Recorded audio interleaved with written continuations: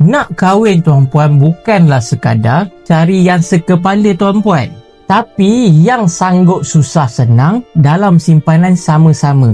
Dulu tuan-puan, masa tuan-puan decide nak kahwin, ramai yang kata tuan-puan, ambil je personal loan. Tuan-puan, yang janji apa tuan-puan? Janji majlis anda grand. Tapi tuan-puan buat keputusan fikir cari lain. Daripada tuan-puan bayar bunga, pinjaman sampai 5 tahun lepas kahwin pun hutang tak habis tuan-puan. Jadi tuan-puan pun ambil keputusan mula simpan emas sama-sama secara konsisten. Yang mana tuan-puan dalam 2 tahun sahaja, Alhamdulillah cukup untuk hantaran sewa rumah dan mulakan kehidupan baru tanpa hutang. Sekarang tuan-puan, setiap bulan tuan-puan continue lagi tetap simpan emas. Bukannya sebab tuan-puan takut untuk miskin, tapi sebab tuan-puan nak jadi kuat dari segi keuangan dan keputusan yang tuan-puan akan buat. Sebab realitinya, kalau pasangan ni sama-sama ada mindset untuk simpan, dugaan keuangan takkan mudah goyah tuan-puan